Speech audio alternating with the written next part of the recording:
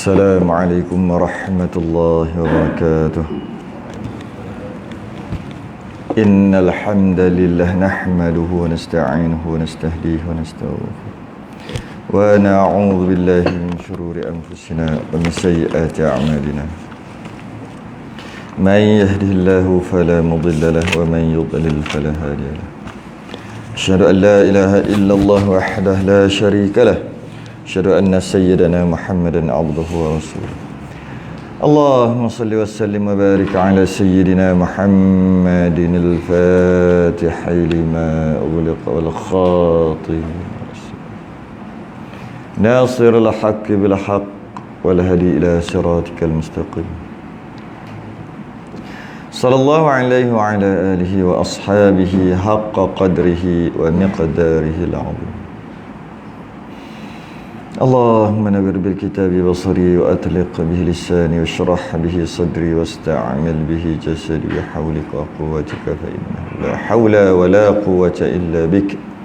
Subhanaka la ilma lana illa ma 'allamtana innaka antal alimul hakim. Wa la hawla wa la quwwata illa billahil aliyyil 'azim. Amma ba'd. Kita rafa'kan kesyukuran alhamdulillah.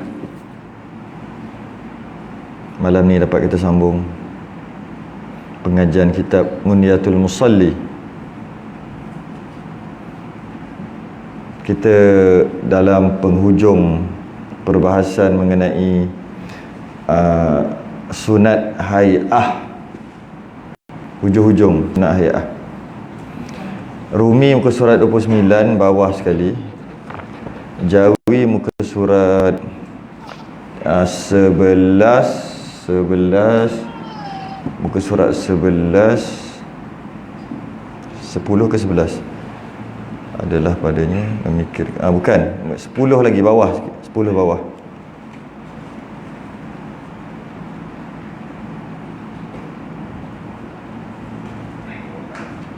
Asyhadu an la ilaha illallah, menggerak-gerakkan tempat sujud tu 1, 2, 3, 4, 5, 6 daripada 7 lah, 7 daripada bawah. Dan setengahnya sunat mengekalkan tilik. 29 Rumi, Jawi 10, 9 daripada bawah. Qala al-mu'allif rahimahullah ta'ala wa nafa'ana wa iyyakum bi'ulumi fid darin amin ya rabbal alamin. Dan setengah daripada sunat hay'ah. Nombor 21 dah tu kita bahas. Setengahnya. Banyak kan? Ada 500. Kita bahas cuma 23 je. Lepas tu habis dah.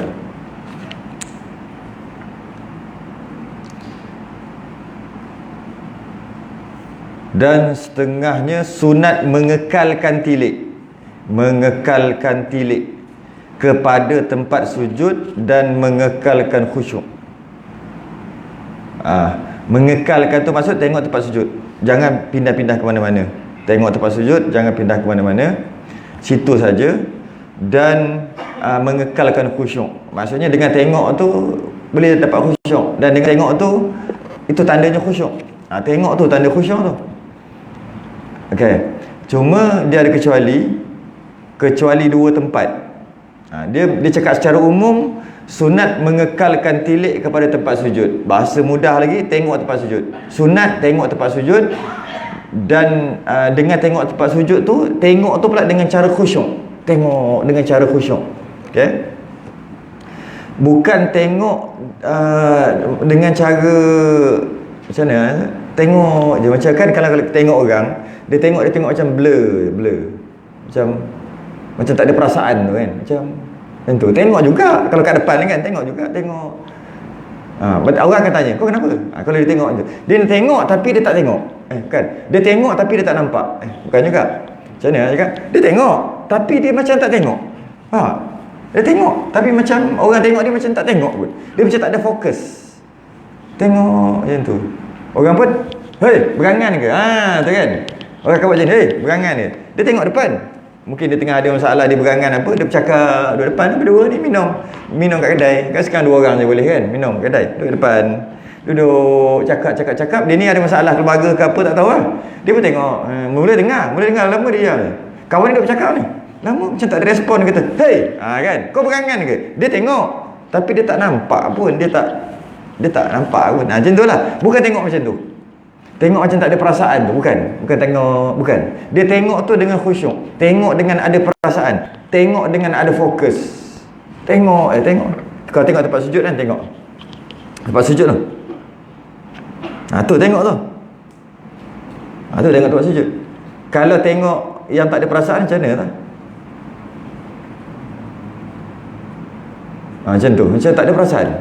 Masing-masing boleh tengok dengan mengekalkan khusyuk. Dengan maksud tengok tu dengan fokus. Kecuali dua je yang tak tengok tempat sujud. Dua. Yang pertama, kalau tiga tu khilaf. Kita ambil dua dulu. Khilaf kita cerita sekejap lagi. Yang pertama, ketika illallah, daripada tempat sujud, beralih ke sini. Kan illallah tu kan, beralih. Lepas tu asyhadu an la ilaha illallah wa asyhadu anna muhammadar rasulullah. Allahumma salli ala tu dah paling balik lah. Tengok balik tempat sujud balik lah. Jadi sekejap lah, 2-3 saat je lah tengok sini tu. Asyhadu an la ilaha, tengok ni contoh kan. Asyhadu an la ilaha illallah. Tu. Kheling. Asyhadu an la, tengok situ dulu. Wah ni. Asyhadu an la ilaha illallah. Jauh sangat kot. Macam ni kot, kan? Asyhadu an la ilaha illallah. Tu sikit, kheling sikit. Lepas tu asyhadu anna Muhammad. Masih lagi tengok. Wa asyhadu anna Muhammadar Rasulullah. Allah, pergi balik. Macam tu lah. Kecuali tu. Dan kecuali tempat sujud yang dimasukkan sujud depan tu lah. Kalau sujud dekat depan, berapa? Kat sini. Sujud tu di situ, di bawah tu, tengok situ lah. Kecuali pertama, tengok sini. Ketika illallah. Yang kedua, ketika rukuk. Rukuk bukan tengok dekat sujud yang tu. Rukuk tengok straight ke bawah. Kalau macam tu ke bawah, straight ke bawah. Lebih kurang, kalau sejadah tu tengah-tengah sejadah, lebih kurang je tu. Bukan, sedangkan tempat sujud di hujung atas sejadah.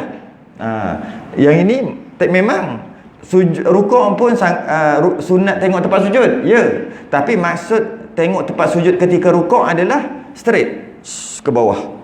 Dia ke mana mata dia, straight ke bawah, bukannya atas sikit. Jadi macam ni. Kalau daripada sini, ni kepala dia macam ni je. Tengok ke bawah tu. Mana separuh sejadah. Kalau dia tengok tempat sujud yang betul-betul sujud tu, dia akan jadi macam ni kepala dia. Macam ni, kan? Dia akan jadi gini. Macam kura-kura sikit, naik. Tapi kalau dia tengok straight ke bawah ni, kalau dia tengok ke buku lali, dia jadi gini. Dia tengok celah kangkang, buku lali jadi sini. Kalau dia tengok straight, dia akan jadi sini kepala dia. Kalau tengok depan, dia akan jadi sini. Tengok depan tempat sujud, dia akan jadi sini, atas sikit. Yang sunatnya macam ni, straight ke bawah terus. Bukannya tengok tempat sujud yang sujud tu. Jadi ketika rukuk, sunat tengok tempat sujud dengan maksud bukan tempat sujud-sujud tu, bukan. Dengan maksud lantai, dengan maksud bumi. Tu maksud tempat sujud. Tengok tempat sujud ketika rukuk. Jadi faham? Tengok tempat sujud ketika rukuk dengan maksud tengok lantai. Lantai yang mana ni? Lantai yang tempat dia sujud lah. Tempat sujud yang betul-betul sujud. Tidak, bawah sikit. Sebab sunat straight. Kalau letak papan tu straight aja. Kalau letak papan straight. Jadi nak tak nak, tak boleh tengok depan. Nak keling macam mana? Tak boleh, memang tak boleh tengok ke depan pun. Tak boleh. Jadi sebab tu sunat tengok. Ada setengah ulama mengatakan sejengkal daripada ibu jari kaki. Ni ibu jari kaki dia, sejengkal kat sini. Lebih kurang tu lah, di situ-situ lah. Senang cerita, mata dia tu turun terus ke bawah. Tengok turun terus ke bawah. Jadi menyebabkan belakang dia jadi macam ni. Jadi ada dua je lah. Kecuali yang pertama, semua tengok tempat sujud dengan maksud depan sejadah, atas sejadah tu, yang belah sana tu. Kecuali dua. Yang pertama, illallah, syuk tengok depan ni. Itu pun kejap je, dalam 2-3 saat, 4 saat lebih kurang macam tu je. Tu tengok tempat sujud balik. Yang kedua, ketika rukuk, yang kita dah bahas dah sebelum ni. Ketika rukuk, tengok bukan tempat sujud yang tu, bawah sikit pada tempat sujud. Mungkin sejengkal lebih sikit daripada tempat sujud yang betul, yang asal, yang kepala kita kena tu, bawah sikit. Dan daripada kaki, ibu jari kaki tu lebih kurang sejengkal ke lebih-lebih sikit dia. Ataupun lebih mudah, separuh sejadah. Sebab semua bawa sejadah kan, separuh sejadah lebih kurang. Kecuali yang itu ya. Dan setengahnya sunat mengekalkan tilik kepada tempat sujud dan mengekalkan khusyuk. Jadi maknanya mesti tundukkan pandangan lah. Dia bukan macam ni, dia tunduk lah. Tunduk. Malah kita dah tahu dah, kita semayang ni wajjahtu wajhiya lillazi fataras samawati wal ard, kita menghadap Allah kan, yang buat langit dan bumi ni. Jadi bila menghadap Allah, pertama surrender. Dah cerita dah sebelum ni. Allahu Akbar tu surrender. Allahu Akbar kat mulut, Allah Maha Besar. Kita jadi kecil, semua jadi kecil. Lepas tu pula, cara nak angkat tu, angkat janganlah angkat macam gangster sangat. Angkat pun macam orang takut. Allah, macam tu. Nampak dia punya tu. Yang kedua pula, bila macam tu, kepala tunduk. Macam tu. Tunduk. Tunduk tu maksud, bukan tunduk. Apa? Ke bawahkan sikit. Tundukkan pandangan sikit. Sebab nak tengok tempat sujud. Mana boleh tengok macam ni? Boleh? Oh, payah tau. Dia kena macam ni. Macam tu kan? Tunduk. Semua tu tanda orang lemah kan? Tanda seseorang yang lemah lah tu. Gitu yang kita nak tu. Tanda seorang yang lemah. Seorang yang tak berdaya. Maksudnya ke bawah, bawah straight. Tunduk sikit. Maksudnya mengekal. Bila mengekal bukan tengok, okey, aku dah tengok. Okey, dah tengok, boleh tengok tempat lain. Tidak, kekal tengok situ aja. Dan bukan tengok tempat-tempat lain. Kalau macam ni mungkin tengok tempat lain, tengok atas, tengok tepi semua kan? Makruh. Tak batal makruh. Tengok orang, tengok. Tu kadang-kadang kita perasan ataupun kita sendiri terjadi, bila tengah solat ada orang lalu kat tepi ke apa ke, budak-budak ke, mata dia tak boleh tahan, geram betul nak tengok juga. Dia macam dah tahu ada budak ke, ada orang ke lalu kat tepi ni, dia rasa macam nak tengok je, macam tak boleh tahan. Hati-hati tu, kena tahan lah. Dia macam tak boleh tahan, nak menandakan solat tak khusyuk. Kalau khusyuk memang dia akan macam tu aja. Orang apa pun jadi, dia akan macam tu aja. Dia tak, sebab Allah cipta mata kita ni kan mata apa dia panggil? Bukan mata helang, mata apa, lupa dah sebut. Dia ada satu mata helang. Mata helang tu dia boleh nampak belah sini. Dia mata dia boleh nampak belah sini, kiri kanan pun boleh nampak walaupun tengok depan. Dia ada titik fokus, dia ada yang kabur. Blur yang kabur tu kan. Ni kabur, nampak ni. Kalau tengok depan pun nampak ni. Tu. Ni nampak lagi. Ni dah makin tak nampak. Ni tak nampak dah. Ni nampak. Kan? Nampak kat tepi. Nampak. Tapi kabur lah. Jadi Allah cipta macam tu. Jadi bila orang ada macam-macam gangguan ada, dia geram nak tengok tu nak fokus ke situ. Jika macam tu menandakan solat yang tak khusyuk. Dia sama je macam belajar pun. Time-time duduk nak faham ustaz cakap apa, nak faham. Tiba ada orang lalu, ada orang masuk, ada orang, dia tak boleh. Dia akan ada orang buka pintu, ada orang apa-apalah. Ada bunyi kunci, cing. Saya nak tengok mana tak fokus lah. Ketika belajar lah. Dia sama je.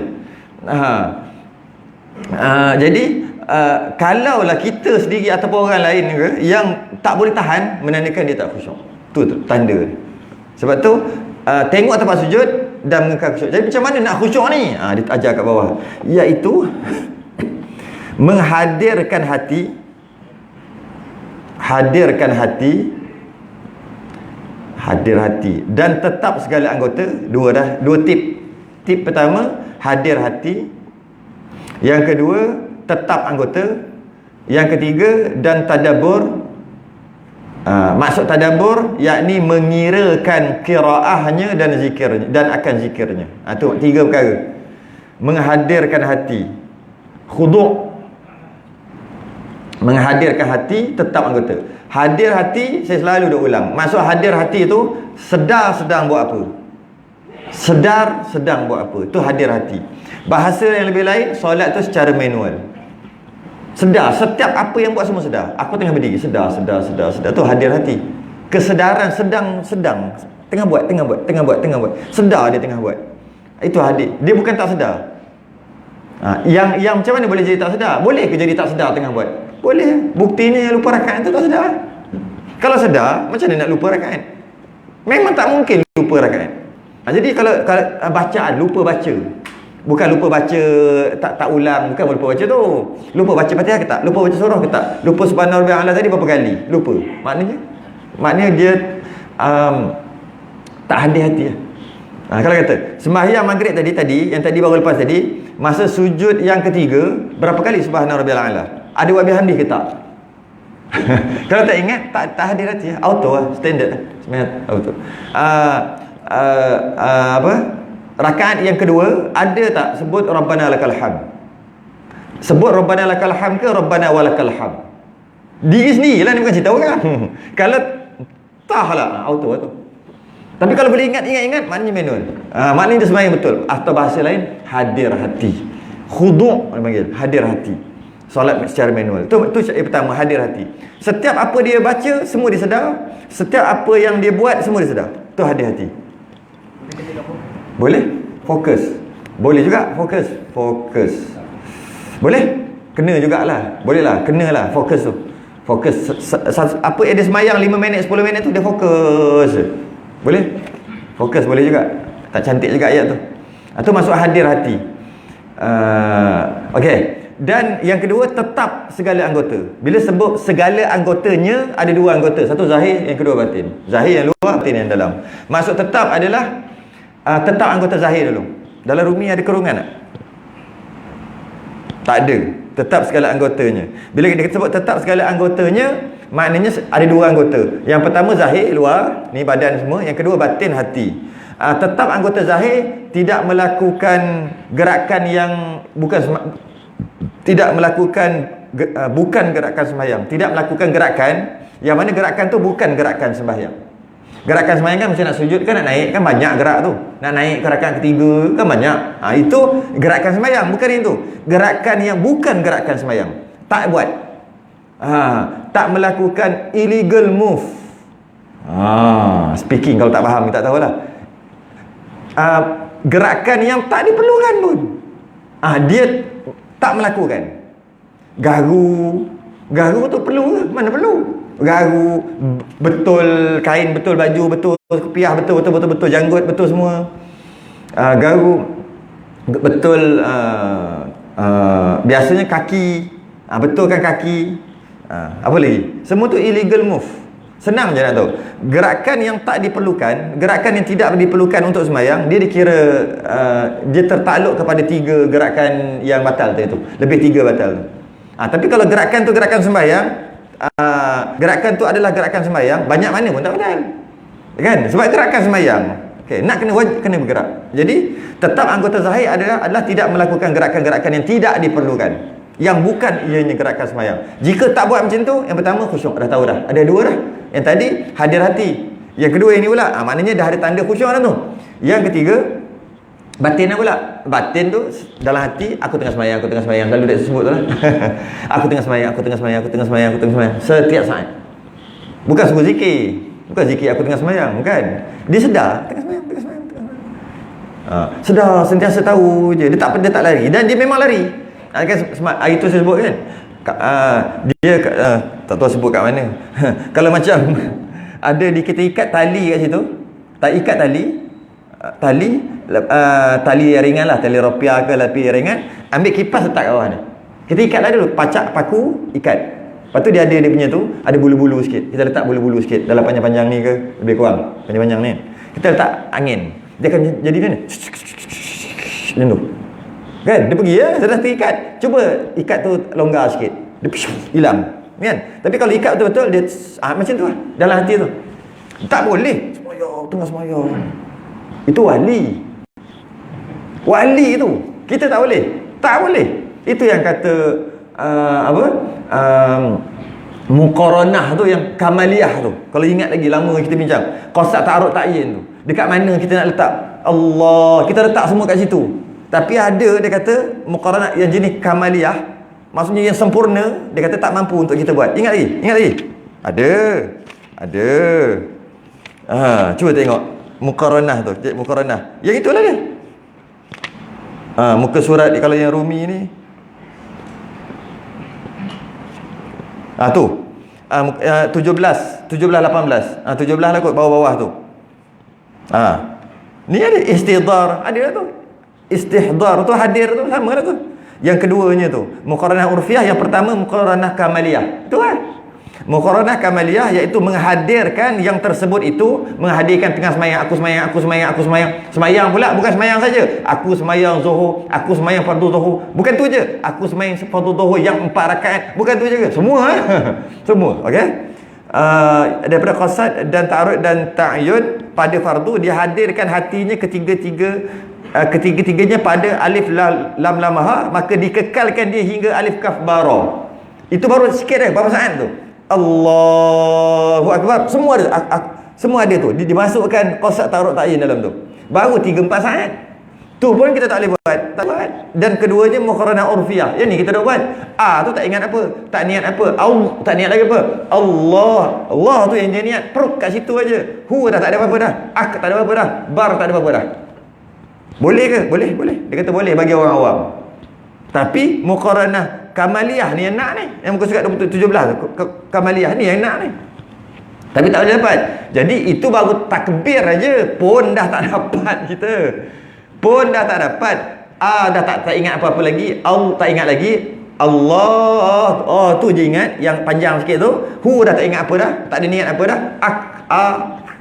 Bar. Bis. Semua memang tak ada dah. Tiba-tiba boleh ingat seluruh sembahyang. Jangan mimpi lah. Jadi oleh sebab tu dia kata kat sini maksudnya tetap segala anggota yang batin tu kekal sedar. Aku tengah sembahyang, aku tengah menghadap Allah, tengah sembahyang. Sembahyang pula memang sedar tu. Sembahyang apa? Satu. Tengah. Itu dipanggil tetap anggota batin. Kemudian tu. Dan dia kata tadabbur pula. Tu 1, 2, 3, 4 pula. Tip yang keempat untuk khusyuk. Tadabbur ni berfikir-fikir atau mengamati ataupun memahamkan. Bolehlah semua maksud sama tu. Tadabbur, berfikir, mengamati, memahamkan apa yang duk baca tu lah. Apa yang duk baca tu, sama ada Quran baca, duk fahamkan ataupun doa, ataupun tasbih, ataupun takbir, semua tu lah yang kita keluar kat mulut tu, semuanya mengamati, berfikir, memahamkan apa benda yang duk cakap tu. Sepatah demi sepatah, perkataan demi perkataan, ataupun ada dua cara. Yang pertama sepatah demi sepatah, yang kedua secara keseluruhan atau secara kasar. Yang contoh yang kita biasanya tapi nak sepatah dengan sepatah kena slow lah. Tak boleh laju-laju macam kita. Rabbi fili warhamni wajburni warfa'ni warzuqni wahdini wa'afini wa'fu anni. Mana boleh tangkap. Dia macam mana? Kalau nak dia panggil secara harfi, secara satu patah dengan satu patah, faham satu tup. Okey. Kalimah yang kedua pula tuk. Memang 2-3 saat kat makan masa tu. Jadi Rabbighfirli. Siapa tu? Rabbighfirli tu apa? Ya Allah, ampunkan aku ya Allah, banyak dosa ya Allah. Rabbighfirli bagus tu. Ampunkan aku. Bila sebut ampun mestilah dosa kan? Ampunkan dosa aku. Paling-paling kurang pun warhamni. Rahmatilah aku ya Allah. Ni hati ni maksudnya tadabbur. Wajburni, perbaikilah aku. Terfikirlah banyak rosak aku ni, perbaikilah aku. Warfa'ni, angkatlah aku, angkat darjat aku, angkatlah. Okey, dengan maksud dan dengan doa, dengan keinginan. Warzuqni, anugerahkan rezeki pada Allah, pada aku ya Allah. Lepas tu wahdini, bagi aku hidayah ya Allah. Wa'afini, sihatkan aku ya Allah. Wa'fu anni, maafkan aku ya Allah. Kata agak berapa lama tu kalau satu huruf satu perkataan lama aja jadi slow. Rabbighfirli warhamni wajburni. Tu nak rasa macam tu lah. Wahdini wa'afini. Lagilah dia ada penyakit, dia ada masalah tu, lagilah lama dia punya nak memahamkan tu atau nak merasakan tu. Contohnya dia ada masalah rezeki kan, masalah kurang apa, kereta tak boleh nak bayar, rumah tak boleh nak bayar, dia ada masalah tu, dia akan lambat. Rabbighfirli, laju je tu, ampunkan aku, biasa je. Warhamni, rahmati aku, wajburni, warfa'ni, warzuqni, tu lama sikit lah. Warzuqni, lama sebab nak minta Allah selesaikan masalah dia. Kalau dia ada penyakit, wahdini wa'afini, rasa tu lamalah sebab dia sakit. Lamalah sikit je pun 1-2 saat. Itu yang terbaik. Ataupun yang macam kita sebut sebelum ni, Allahumma ghafirli ma qaddamtu. Lama tu. Ya Allah, ampunkan aku apa yang telah lepas yang aku buat. Lambat kan buat. Dah. Ma qaddamtu wa ma akhartu. Yang sedang nak buat. Dia fikir. Wa ma asrartu, yang rahsia, yang senyap-senyap aku buat jahat semua tu. Wa ma a'lantu, terang-terang. Wa ma asraftu wa ma anta a'lamu, engkau lah semua tahu ya Allah. Lambat, memang lama lah sebenarnya. Itu sembahyang jadi setengah jam. Jadi itu jadi lama sebab Satu-satu. Tapi kalau orang dah mula boleh macam tu, boleh menghayati sampai macam tu sekali, dia tak boleh nak sembahyang jemaah dah biasanya. Tapi nak dapat tu tak boleh. Susah. Tapi bila dah dia payah nak sembahyang jemaah dah. Dia tak boleh dah. Kalau dia sembahyang jemaah dia tak rasa dah, dia kata. Dia akan sembahyang di rumah, tapi sembahyang setengah jam lah. Kalau kat masjid sembahyang 10 minit, dekat rumah sembahyang 5 minit, baik sembahyang masjid lah weh. Setengah jam lah. Memang setengah jam. Dah try dah. Banyak kali try. Memang duk main setengah jam. 4 rakaat setengah jam. Itu pun kira kadang-kadang duk lagi-lagi. Dia solat macam tu, dia lah hati tu tarik. Dia tak boleh pergi sebab kita pacak dia. Pacak dengan macam-macam yang kita buat lah kan. Kita pacak dia betul-betul. Jangan lari. Hati tu. Diam. Jangan lari. Tapi dia lari juga. Tu. Angin tu ada tu. Dia tak boleh pergi. Tak boleh pergi. Macam tu. Hati kita. Hati kita macam tu. Jadi nak khusyuk kena macam tu. Setengah jam tu. Tapi kalau dah dapat, tak boleh sembahyang dah. Tak boleh dah. Tak ada manis dah kalau sembahyang macam biasa. Biasa tu masuk 10 minit lah kalau berjemaah. Tak ada manis dah. Tak ada manis. Tapi nak dapat tu punyalah susah. Mengira-ngirakan qiraah tu disebut juga, mengira. Tadabbur tu maksud mengira-ngirakan qiraah bacaannya. Maksudnya pertama sebut jelas-jelas, bukan laju-laju, dan tepat, dan mengira sepatah demi sepatah. Bukan seumpama bagai air lalu. Tak, dia sepatah-sepatah. Maksudnya Allahumma ghfirli ma qaddamtu wa ma akhartu. Macam tu lah. Tapi taklah bunyi macam tu, slow je lah. Kalau boleh buat macam tu setengah jam sembahyang macam tu, baru terasa sembahyang. Sembahyang pula jangan pakai sejadah. Sembahyang atas, maksudnya di atas tanah. Jangan pakai sejadah. Cari tempat yang tak ada najis. Rasa tu, masa sujud tu rasa hina tu pasir tu tanah tu, letak kepala. Orang nak pegang macam ni pun, makan penumbuk, baru tolak dengan tangan kanan pula tu. Bukan tangan bawah seberak, tangan ni tolak je, kena penumbuk terus. Korang hajar main tolak tunjal macam tu kan. Tiba-tiba kita letak kepala kita dekat tanah dalam keadaan kita sembahyang macam tadi lah. Bukan sembahyang laju-laju tu, sembahyang macam tadi. Satu. Rasa. Semua ni perlu dicuba. Perlu dicuba. Itu yang kadang-kadang wali-wali Allah, ulama-ulama dulu disampaikan dah tak ada rasa. Tak boleh rasa dah. Itu yang dia masuk dalam kubur. Tok kenali saya dengar cerita. Dia gali kubur. Dia letak elok-elok tikar sikit tak tikar. Dia duduk dalam tu. Baca Quran dalam tu. Duduk dalam tu. Kejap-kejap dia pergi dalam tu. Lepas tu naik. Dia tak ada rasa je dia masuk balik. Nak dapat rasa tu. Rasa mati. Nak mati tu. Rasa tu payah nak dapat tu. Antara cara dia bagi macam tu. Ataupun boleh macam kita ni boleh buat macam tu. Payah kan. Kita secara ijmali. Kan ada dua cara. Satu, cara satu-satu patah perkataan. Yang kedua, secara umum. Secara ijmal, secara kasar. Macam mana? Rabbil fili warhamni wajiburni warfa'ni warzuqni wahdini wa'afini wa'afani. Kau apa ni? Aku tengah minta Allah ampunkan aku, bagi rezeki, bagi yang baik-baik, bagi kesihatan semua. Tu ijmal. Sekali je. Tak ada satu-satu. Boleh juga. Tapi yang baik satu-satu. Tapi lama kan. Habis tu Allahumma fil ma qaddamtu wa ma akhartu wa ma asrartu. Kau apa benda ni? Wa ma 'allantu wa ma asra wa ma anta 'alamu bi minni antal muqaddim wa antal muakhiru. Aku nak minta Allah ampunkan dosa aku yang dulu-dulu, yang sorok-sorok, yang kecil-kecil, yang besar-besar, yang dulu semua. Semua. Tu dekat secara ijmal. Baca laju. Tak faham satu-satu. Tapi kira borong semua macam tu. Boleh juga. Yang tak nak bagai air lalu. Tu yang tak nak. Apa dia? Baca. Tak ada apa-apa. Apa ni benda ni? Subhanallah bi'ala. Apa? Subhanallah azim. Apa dia? Baca. Apa ni? Apa dia baca Fatihah? Apa? Itu tak nak. Yang ada baca Fatihah. Duk baca Fatihah ni. Baca laju-laju ni. Nak sembahyang ni. Alhamdulillah Rabbil Alamin Ar-Rahmanir Rahim. Adalah aku puji Allah. Lepas tu minta jalan yang lurus. Lepas tu tak nak jadi Yahudi Nasrani. Macam tu lah. Cara sekaligus. Boleh lah. Itu sekurang-kurang. Dia panggil secara ijmal. Secara borong. Secara sekaligus. Yang terbaik satu-satu. Tapi lama. Yang tak nak satu. Yang tak nak lalu. Tapi tak ada apa-apa. Itu yang tak nak. Dan sebaiknya hafal satu-satu. Hafal dulu. Hafal satu-satu. Secara harfi. Secara perkataan demi perkataan.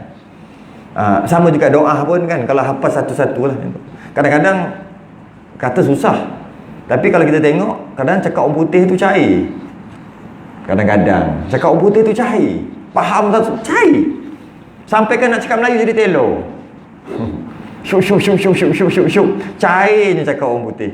Tapi bila dalam sembahyang, bacaan dalam sembahyang, tak kerti mana. Malu orang macam tu. Padahal nak baca sehari 17 kali atau 17 rakaat tu kita nak baca 17 kali je lah. Lebih lah pada tu. Tak masuk solat sunat lagi. Itulah sebaik-baiknya macam tu lah. Habis. Masuk 22. Masuk 22. Dan setengahnya masuk kepada sembahyang, masuk kepada sembahyang dengan rajin. Ini saya dah sebut banyak kali dah ni. Ulang balik ni. Masuk dengan rajin. Bukan masuk dengan malas. Masuk tu dengan rajin. Bukan macam nak sembahyang tarawih tu kan. Masa rakaat yang ke-8, 7-8. Macam mana bangun? Tak ingat kan? Tak ingat, tak lama lagi, sebulan 2 lagi, tengok macam mana bangun. Masa sembahyang tarawih, masa dah 1, 2, 3, 4, 5, 6. 7, 8 tu. Dan ke atas. Kalau 20, buat ke atas lah. 1, 2, 3, 4. Okey. 5, 6 tu border. 7, 8 tu. Macam mana bangun? Cuba tengok perhati lah, macam mana kita bangun. Macam tu tak nak? Bangun macam tu tak nak? Tak nak. Dia nak bangun macam mana nak sembahyang maghrib tadi, sembahyang isyak tadi. Macam tu lah bangun. Bukan tunggu amin ambil subsidi apa masbuk amin tak baca pun tak apa Fatihah dengan syarat dapat rukuk dengan imam cantik. Imam dah baca hujung-hujung dia baru bangun. Imam Allahu akbar terus. Macam tu ke orang sembahyang? Main sunat tak apalah. Macam tu ke? Kadang-kadang dah apa? Dah habis apa? Zikir dah habis selawat dah. Fadlan minallahi wa ni'mah. Dah habis dah. Allah sallallahu dah habis dah. Sallallahu bila nak balik. Kadang ada macam tu. Dah lama sangat bila nak balik. Kata apa benda lain. Tak boleh berdosa buat macam tu. Tu selawat. Jangan main-main. Okey. Dah habis dah. Lepas tu imam dah bangun. Dia dah bawah lagi. Kenapa macam tu? Malah. Tapi cuma tu solat sunat. Solat fardu masuk dengan rajin. Tak nak masuk macam tu. Macam mana masuk nak sembahyang awal tu? Macam tu lah. Dengan rajin. Dan saya dah ulang banyak kali. Untuk nak masuk dengan rajin, dia punya tip dia adalah jangan malas ataupun terpaksa. Bukan. Jangan buat dengan cara malas. Dan jangan buat tu kerana terpaksa. Hendaklah buat tu bukan kerana terpaksa. Kalau terpaksa tak boleh. Sebab nak sembahyang tarawih tu terpaksa. Tapi kita bahas bukan tarawih. Kita bahas solat fardu. Jadi solat fardu jadi terpaksa ataupun tidak. Kalau bagi kita jenis terpaksa, tak payah nak dapat rajin tu. Bila tak dapat rajin, bangun dengan rajin, tak dapat bangun dengan rajin, maka payah nak dapat khusyuk. Jadi untuk mendapat rajin tu syaratnya, jangan terpaksa. Macam mana nak bagi buat tu bukan terpaksa? Dengan rela hati. Macam mana nak buat? Syaratnya lagi, hendaklah solat tu bukan jadi beban pada kita. Saya dah sebut sebelum ni, awal tahun lepas, bab ni. Iaitu untuk dapat rajin sembahyang tu jangan jadi beban. Hendaklah menanti-nanti masuk waktu. Okey, sekarang tak masuk lagi, dah menanti-nanti nak masuk waktu. Biasanya yang rajin macam ni bila orang dah pencen. Bila dah pencen dia rajin. Bukan rajin sembahyang. Rajin tu maksudnya tak masuk lagi, ada rajin. Kalau rajin sembahyang, semua rajin sembahyang. Bukan masuk rajin sembahyang, rajin tunggu sembahyang dia lain. Rajin sembahyang dengan rajin tunggu sembahyang lain. Yang tunggu sembahyang ni tak masuk lagi dah tunggu tu nak tu. Lagi setengah jam dah tunggu sembahyang. Bukan datang masjid, tunggu. Maksudnya setengah jam lagi kan. Bila nak masuk waktu ni? Tak lama dah. Menunggu. Macam tunggu tetamu datang rumah kan. Dia kata nak datang pukul 2. Sekarang tu 1:30. Kan dia menunggu tu. Macam tu. Bukannya masuk waktu. Masuk waktu. Sembahyang. Bukan. Tunggu. Lagi bagus, lagi lama lagi bagus. Maksudnya lagi lama tunggu. Iaitu lepas sembahyang maghrib tadi, terus tunggu bila nak isyak. Tu lagi bagus. Lepas sembahyang isyak je lagi, Bagi salam yang kedua je. Bila lah nak subuh? Lambatnya subuh. Lambatnya. Kalau cepat kan bagus subuh. Ada macam tu. Kalau macam tu, subuh esok, Allah, rajin dia semayang. Maksud rajin tu bukan rajin semayang subuh banyak kali, bukan. Datang masuk semayang tu dengan rajin. Kita nak cerita sekarang, masuk semayang dengan rajin. Bukan cerita rajin semayang. Rajin semayang maksudnya semayang banyak kali. Kenapa dia tu lepas semayang? Rajin lah. Lepas duha dia buat sampai 8, kadang-kadang sampai 12. Maksimum dia buat duha.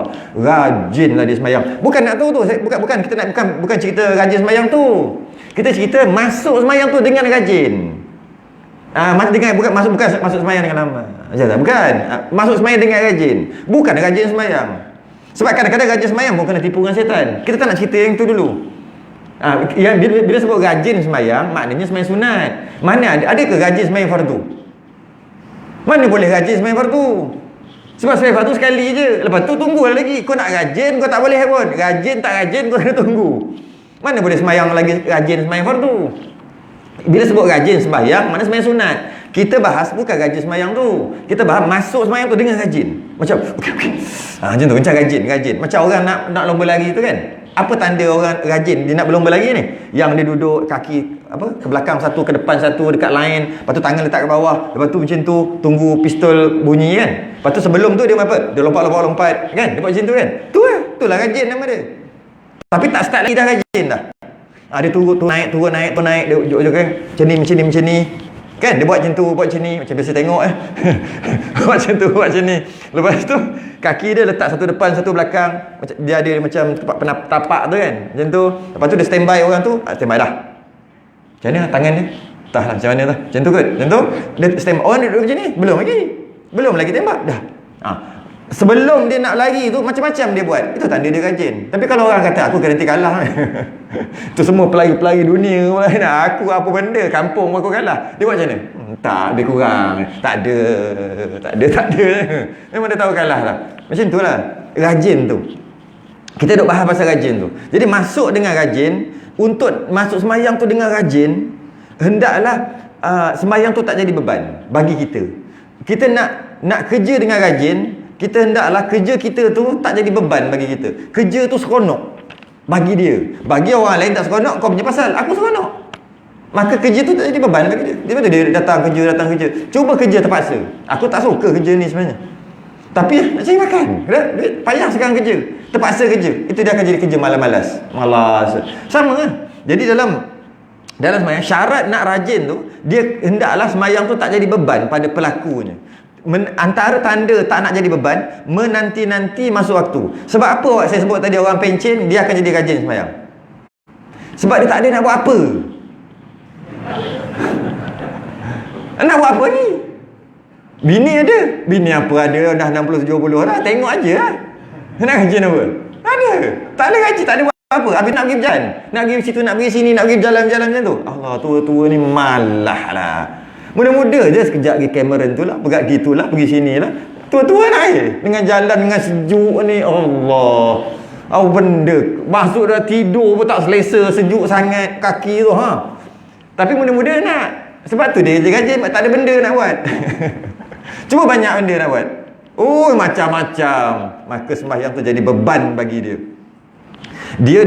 Dia akan jadi sembahyang tu jadi part time. Sembahyang tu hanya jadi part time bila banyak kerja. Kalau tak ada kerja, sembahyang tu jadi full time. Kalau banyak kerja, sembahyang tu jadi part time. Part time ni maksud macam mana? Buat kerja, masuk waktu sembahyang. Tu nama sembahyang part time. Kalau sembahyang ni memang penting bagi dia sembahyang subuh, kemudian lepas sembahyang subuh dia tertunggu-tunggu bila nak masuk zuhur. Sementara tunggu tu buat tak boleh sembahyang pun zuhur. Berdosa sembahyang zuhur. Sebab tak masuk lagi. Habis tu buat apa? Kerja lah. Tapi aku nak sembahyang. Aku bukan nak kerja. Kerja ni part time je. Sepatutnya macam tu. Pop masuk, okey dah lama dah aku tunggu. Lama, berapa jam dah tunggu. Pop terus sembahyang. Lepas habis sembahyang tu, duduk saja buat apa? Baik sambung kerja. Dapat juga hasil. Nak sembahyang asar mana boleh. Tapi aku nak sembahyang asar sekarang ni. Sebab baru habis sembahyang zuhur. Aku nak sembahyang asar. Tapi tak boleh. Berdosa sembahyang asar. Tak masuk lagi, berdosa. Ni bukan yang qada ni, yang tunai lah. Tak boleh, berdosa. Habis tu nak buat apa ni? Aku nak sembahyang, kerja aku hidup sembahyang. Tu apa dia? Wa ma khalaqatul jinna wal insa illa liya'budun. Nak ibadah pada Allah, nak mengabdikan diri pada Allah, nak sembahyang. Habis dah habis zuhur, nak sembahyang asar.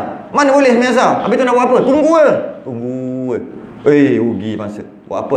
Kerja lah, dapat juga duit sikit. Tapi aku nak sembahyang, bukan nak kerja. Tu. Jadi kerja tu part time.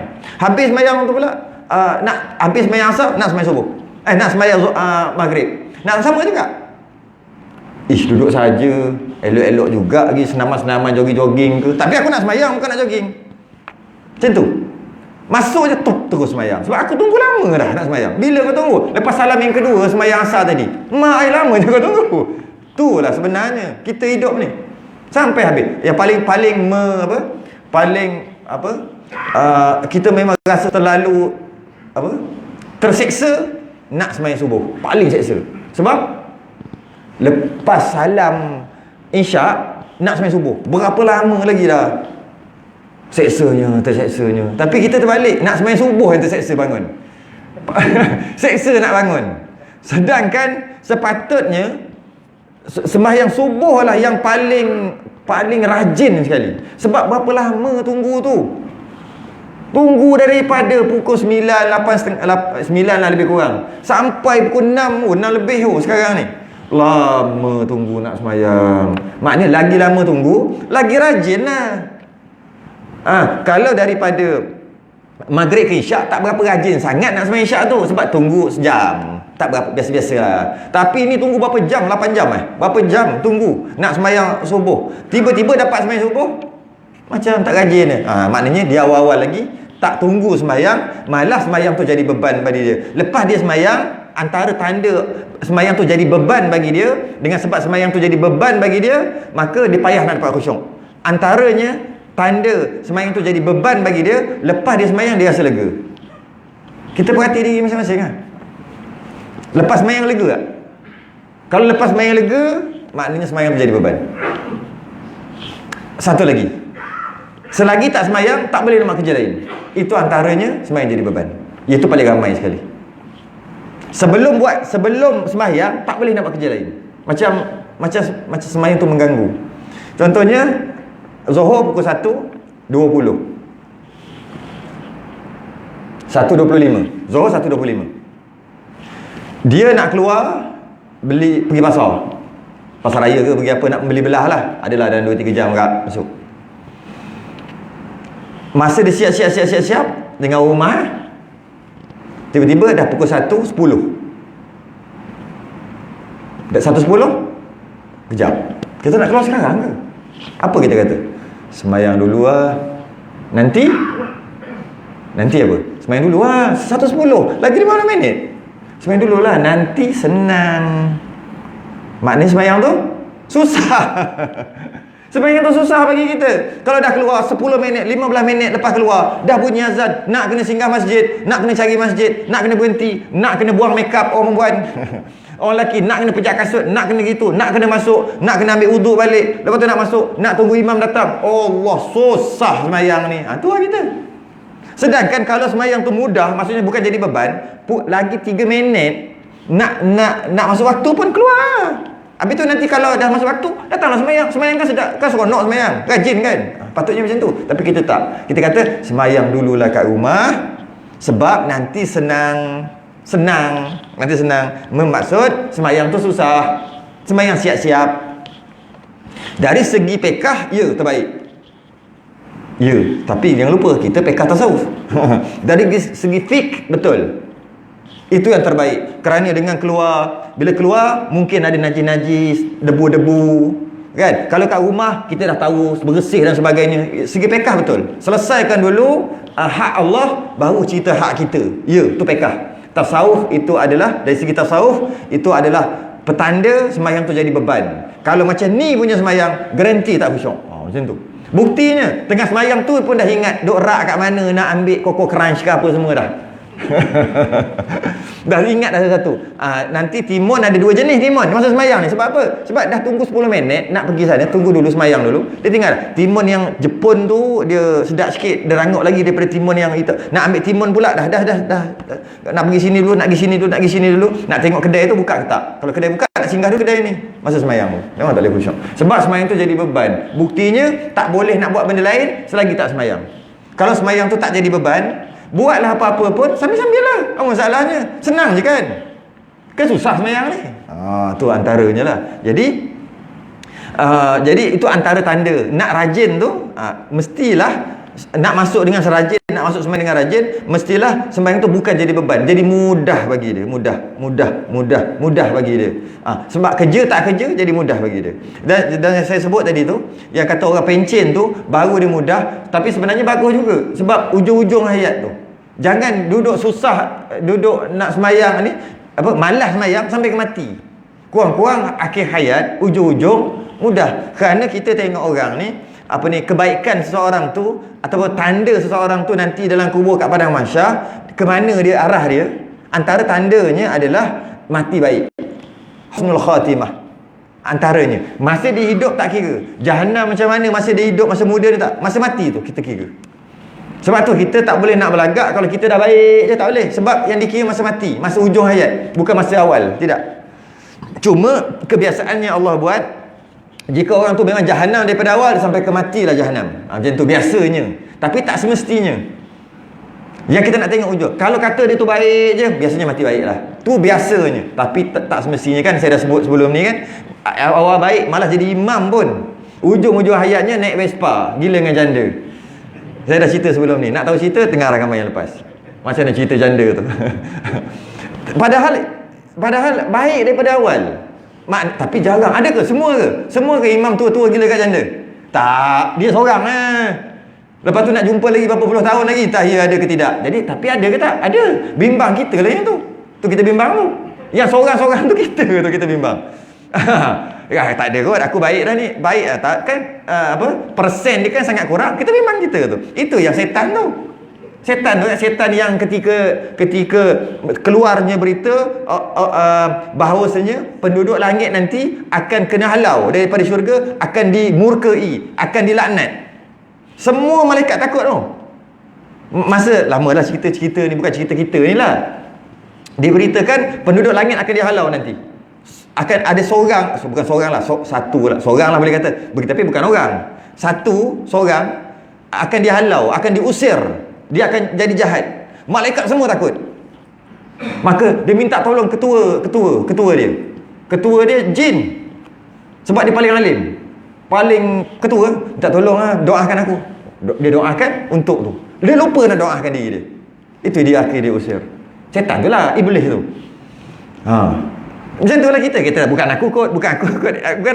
Tentang tu lah kita lah. Walaupun jarang-jarang. Cuma biasanya Allah buat kalau baik dia akan baik, kalau jahat dia akan jahat. Tapi bukan macam ni. Biasanya Allah buat kalau baik dia mati sampai baik. Tapi kalau jahat ujung dia baik. Itu rahmatnya Allah kalau kita perhati. Biasanya Allah akan buat kalau baik tu terus sampai mati baik.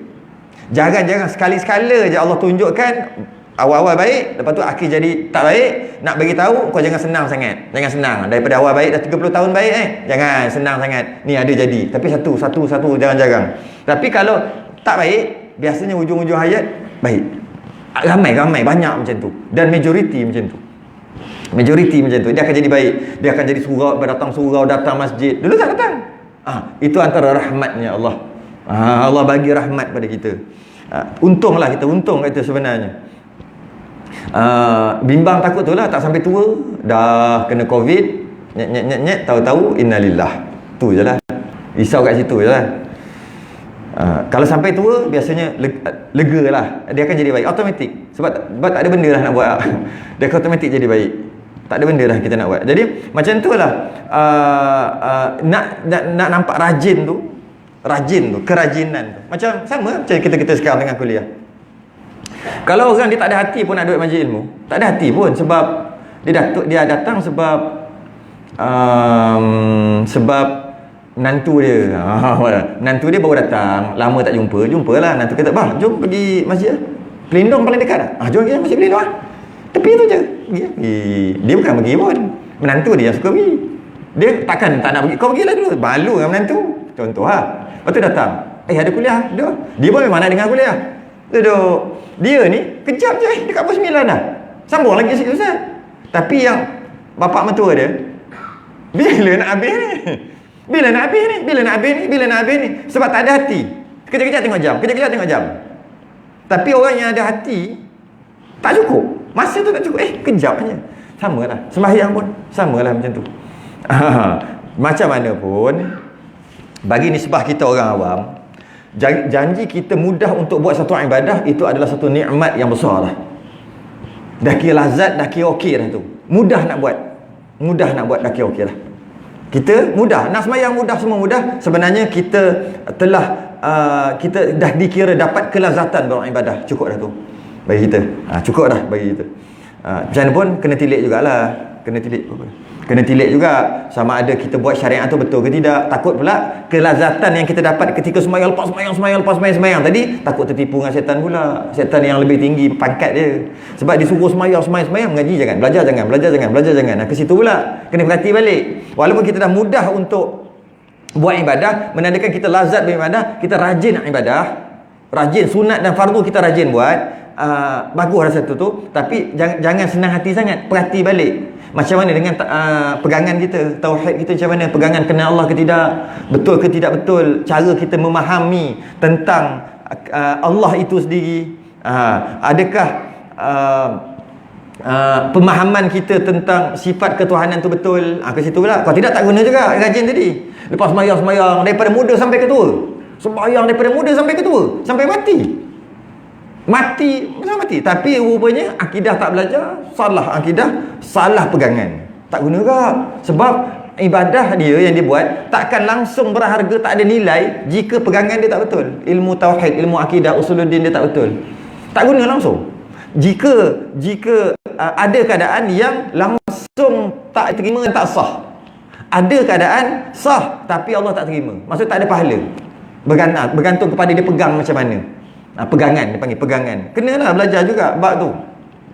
Takut kelazatan buat ibadah. Aku dah lazat buat ibadah, mudah untuk buat ibadah, tapi rupanya kena tipu dengan syaitan. Kena tipu. Sebab kalau bab mengaji akidah, tak payah, susah. Tak payah mengaji, pening, tak payah. Dia akan menyusahkan. Tapi sembahyang rajin, itu pun tak guna juga. Ataupun belajar semua tu, tapi tasawuf tak belajar. Jaga penjagaan hati, rukun jaga. Semua juga, rukun jaga, cara kaki, cara kepala letak kat mana, semua jaga. Tapi apa dia panggil, sifat-sifat mazmumah, mahmudah tak belajar pun. Sifat-sifat tercela penuh dalam hati, sembahyang lalu, tak guna juga.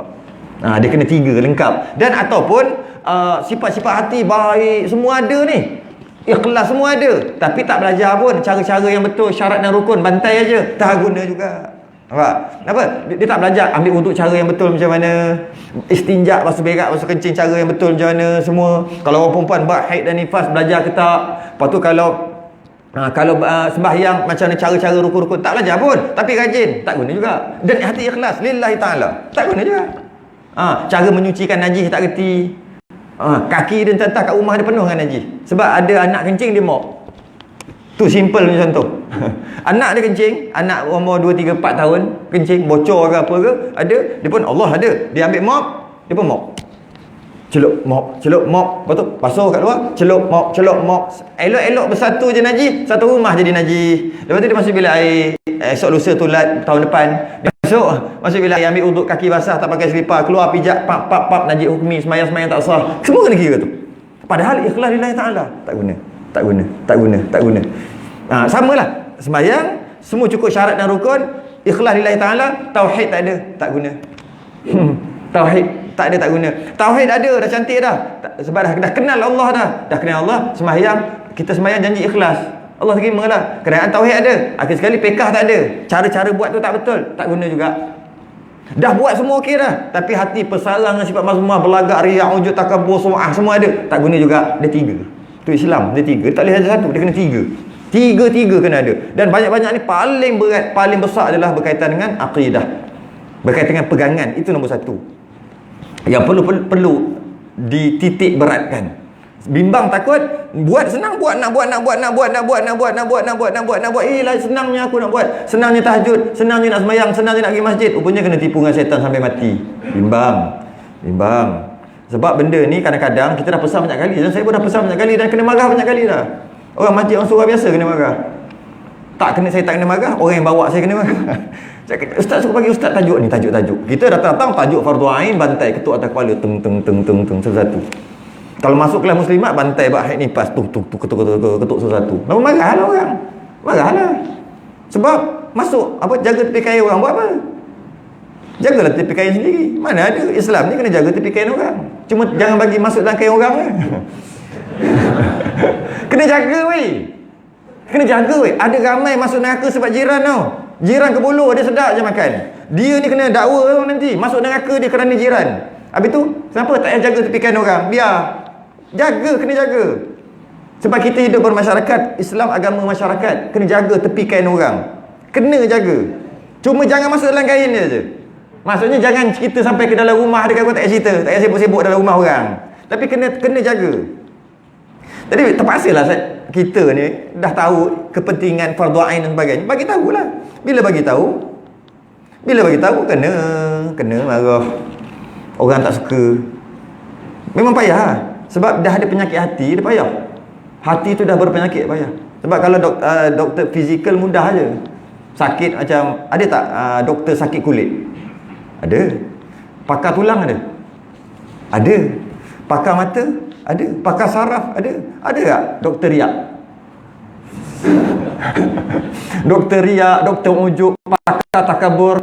Ada tak? Sebab dia hati dia penuh dengan takabur. Nak datang nak berobat, tak boleh. Doktor kata aku pun takabur, tak boleh buat apa.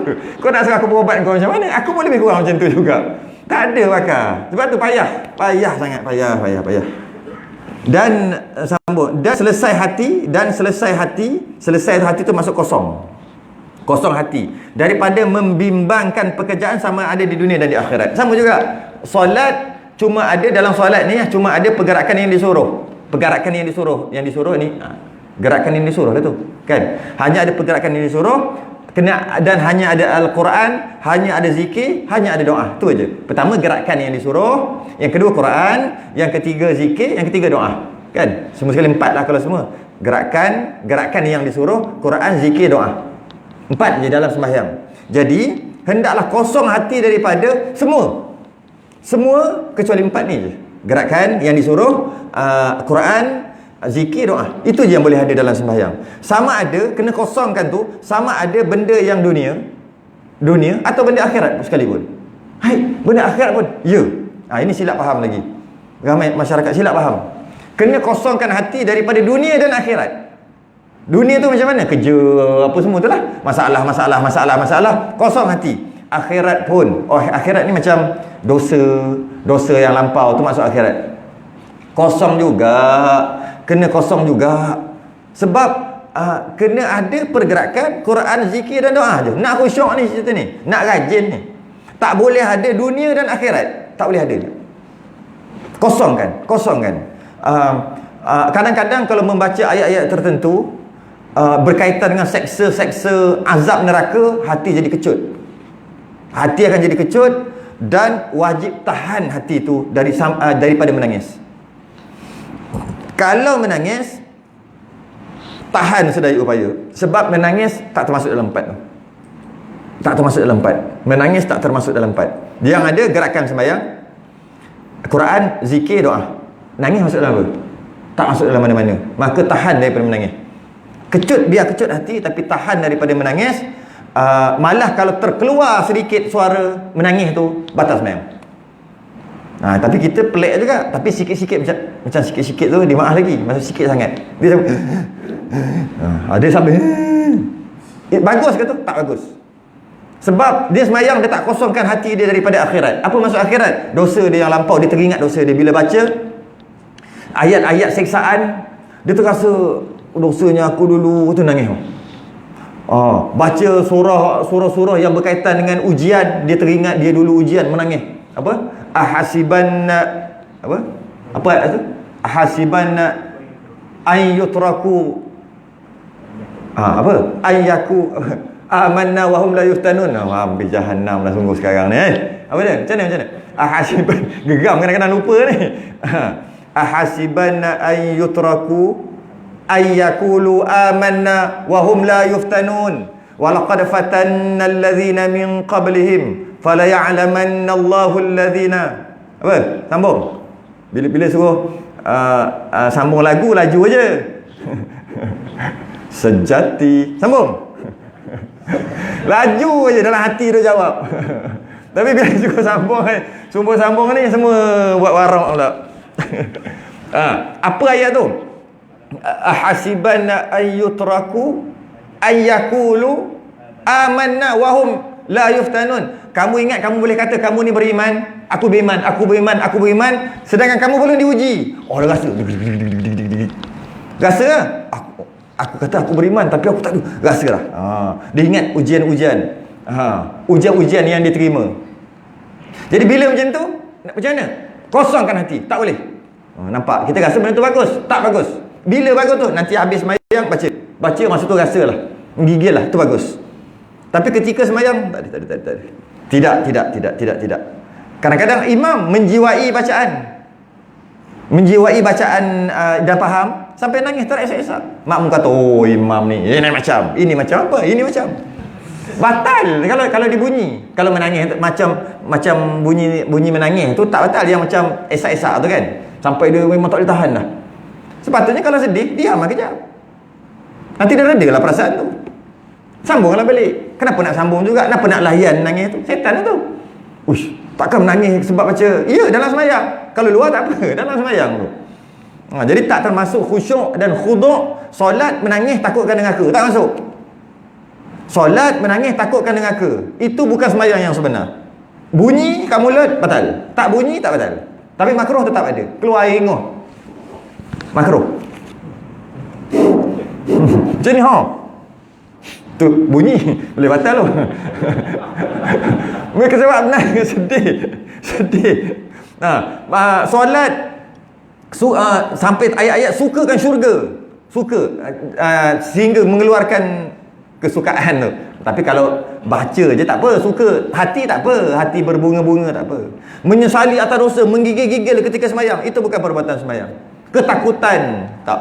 Maka hukumnya makruh, silat-silat batal. Kalau bab gerakan lebih 3 rakaat batal, bab lidah keluar bukan Quran, bukan doa, bukan zikir, bukan semua tu, maka batal. Apalah. Kalau macam batal lah.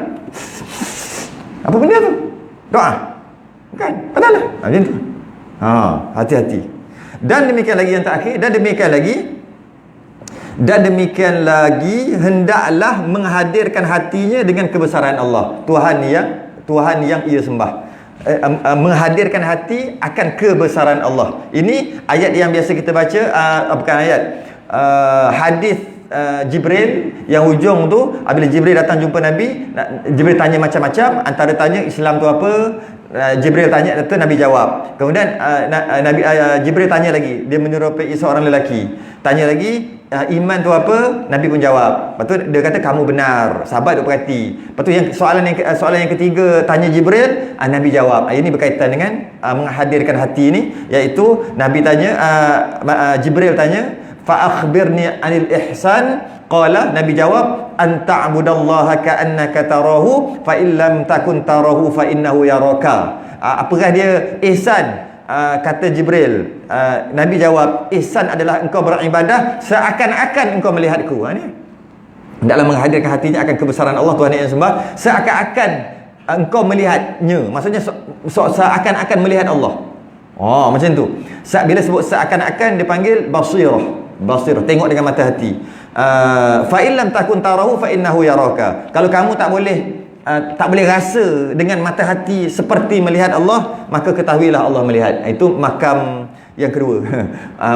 Makam muraqabah. Dan ka'annaka tarahu maqam musyahadah, iaitu dia sembahyang, mata hati dia, ainul qalbi dia, mata hati dia melihat Allah. Bukan mata ni. Saya sebut banyak kali kan, siapa yang kata melihat Allah dengan mata lendeh, mata ni kafir. Masa tu juga kafir. Melihat Allah dengan mata ni. Tapi kalau kau melihat Allah, tak kafir lagi. Semalam aku melihat Allah, aku tengok Allah, aku nampak Allah. Tak kafir lagi, kena tanya dulu. Tengok macam mana? Tengok macam ni, dengan mata ni, dengan mata, baru kafir. Tapi kata, aku nampak Allah dengan mata hati. Mata hati tu dia panggil basirah, ainul qalbi. Macam mana nak nampak Allah dengan mata hati? Saya pernah cerita juga kat sini dulu, lama dah lah. Iaitu bila kita tengok Tengok gula, mata lendai nampak apa? Nampak petak-petak warna putih kan? Warna putih tu lah, sebiji gula tu, hablo dia panggil. Gula tu nampak putih macam tu lah, petak, tu lah kita panggil gula. Tapi mata hati kita nampak apa? Manis. Tengok pisau kita nampak besi tajam, kilat. Mata hati kita nampak tajam. Itu mata hati nampak basirah, nampak. Tengok cili, mata ni nampak warna merah, warna hijau lah. Tumbuh-tumbuhan, mata hati nampak pedas. Sedangkan pedas tak nampak. Tu tunjuk mana pedas. Cari mana pedas, mana tajam. Aku nak tunjuk tajam. Pak, itu potong tangan. Mana tajam? Ambil kat pisau tadi, mana tajam? Mana tajam? Mana tajam? Tak jumpa. Mana boleh? Sebab tajam mana boleh nampak dengan mata ni. Tajam nampak dengan mata hati je. Mana manis? Mana manis? Mana manis? Mana manis? Dah bawa gula. Mana manis? Tak ada pun. Tu gula. Cari. Takkan jumpa manis. Masuk dalam air. Air tu manis. Mana manis? Tunjuk tu kopi. Mana? Tak ada. Tak jumpa. Sebab manis tu dapat rasa dengan mata hati je.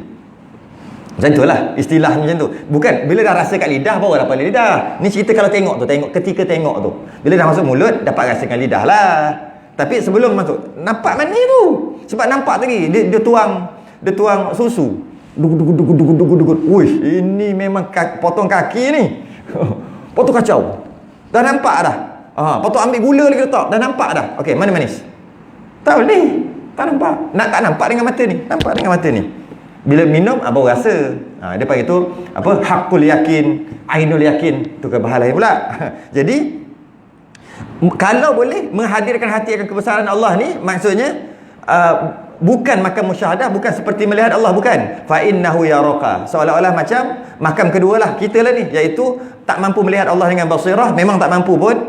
Musyahadah memang tak mampu kerana gelapnya hati kita, penuh zulumat, berpenyakitnya hati kita. Maka kita seolah-olah tahu ya Allah itu melihat kita dan merasai kebesaran Allah. Macam mana? Paling mudah nak faham adalah tengok CCTV. Bukan, ada CCTV, kita akan rasa diperhatikan. Tapi entah ada ke tidak, entah jaga tidur. Kan? Kalau ada CCTV kan. Tapi rasa diperhatikan tak? Rasa. Macam tu lah. Ataupun kalau ada satu jalan dululah, sekarang saya tak tahulah jalan tu ada lagi, saya nak pergi Kelantan dulu. Ada jalan tu dekat Rauk ke mana, area Pahang ni lah. Dia ada satu polis dia, macam ni tangan dia. Daripada jauh nampak baju polis. Dekat-dekat tengok patung. Kat mana tu? Mana? Tak, jalan lama. Sekarang ada lagi tak? Geram tengok. Dulu lalu-lalu je, wah naik darah. Betul Allah. Terlupa. Ada dia pegang. Macam mana? Kadang gerak, kadang tak gerak. Seorang tak pernah terlalu, tak perasan, tak pernah lalu kan tempat tu. Saya tak ingat kat mana. Saya ingat saya lalu daripada KL nak pergi ke Kelantan. Memang ada tengah-tengah jalan. Tak ingat tempat mana tu. Maknanya macam tu lah. Maknanya macam tu. Rasa macam tu. Rasa diperhatikan. Terkejut tu rasa tu. Rasa diperhatikan. Patuhi lampu merah. Ada CCTV. Rasa diperhatikan. Macam tu lah nak dapat sembahyang kita. Nak dapat sembahyang kita khusyuk macam tu lah. Menghadirkan hati. Jangan bimbang takut hati gelap. Bimbang takut hati gelap. Kalau hati gelap ni, dalam Quran kata apa? Yang ada penyakit mazmumah ni, apa? Fi qulubihim maradu fazadahumullahu marada. Hati mereka ada penyakit, Allah tambah lagi penyakit. Allah, tu risau. Dalam hatinya ada penyakit, Allah tambah lagi penyakit. Walahum adzabun alim bima kanu yakdzibun. Bimbang, bersihkan hati untuk dapat khusyuk. Mana? Habis kat mana? Masuk kita habis bab tu dah semua dah. Dan kata Hasan Basri rahimahullah taala, kan? Tiap-tiap sembahyang, bukan. Sekejap Mana. Dan dinyatakan khusyuk tu.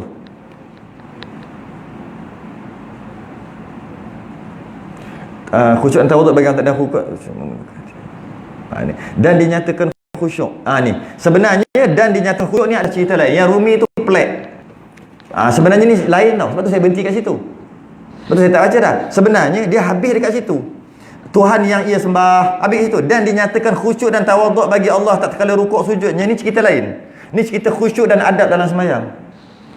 Lain. Jadi sebenarnya 23 tu habis kat situ je. Yang ni adalah perenggan yang lain. Dan dinyatakan ni perenggan yang lain. Sepatutnya. Tapi tahulah dia buat macam tu. Kalau orang baca kitab Jawi tahulah dia cerita lain tu, cerita lain. Jadi kita berhenti dan dinyatakan. Garis kat situ. Panjang-panjang. Ni dah habis, 23 dah habis. Ini bukan 23, ini cerita lain lah. Khusyuk dan adab dalam sembahyang. Tunggu dulu, sambung akan datang. Kita sudah yang tasbih kafarah.